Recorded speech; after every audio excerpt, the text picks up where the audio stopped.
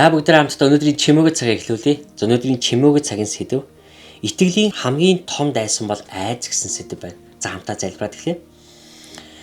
Аава бид өнөөдөр таны үгнээс суралцаар ирлээ. Тэгээд өнөөдрийн үгээр та бидний хөтлөн дагуулж, таны үг биднийг үнэхээр замчилж хөтлөн дагуулах болтгоо гэж залбирч байна. Амен.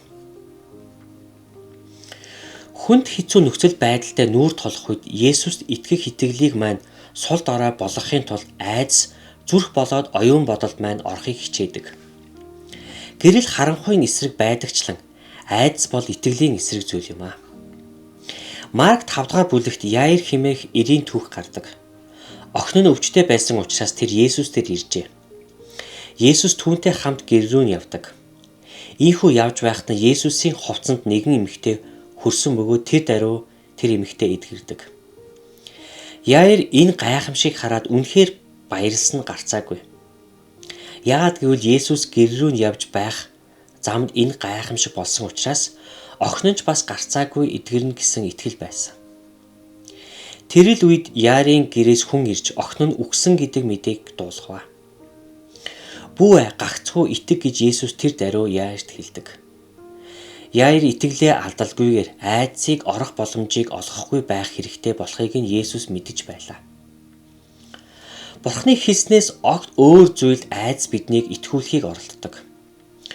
Хүн харанхуй өрөөнд шүтэнц асаах юм бол гэрэл харанхуйг дийлдэхийн адил өчүүхэн гэрэл харанхуйг хөөн зайлуулдагтай адил өчүүхэн итгэл айдсыг хөөн зайлуулдаг.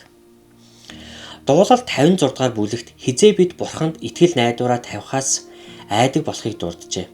Бидний эргэн тойронд болох ямар ч үйл явдлаас тэр хамаагүй агуу гэдэгт бид итгэх хэрэгтэй.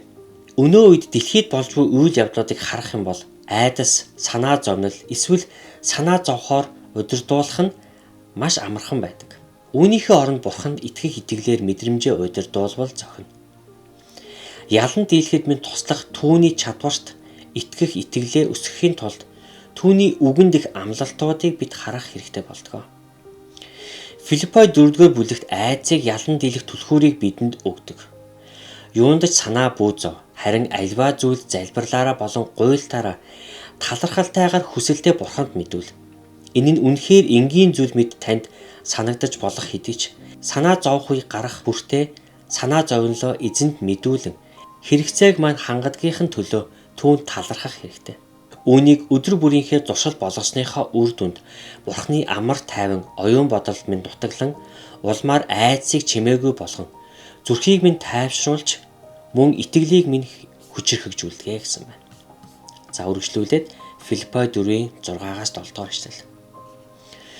Юунд ч санаа бүүзөө, харин альва зүйл залбирлаараа болон гуйлтаараа талархалтайгаар хүсэлтэд Бурханд мэдүүл. Бүх оюун ухааныг давах Бурхны амар тайван нь та нарын сэтгэл санааг Христ Есүс дотор хамгаална гэсэн байна. Амен. Тэгээд өнөөдрийн үг та бүхэнтэй ярих болтугай. Тэгээд Бурхан ивэг та бүхнийг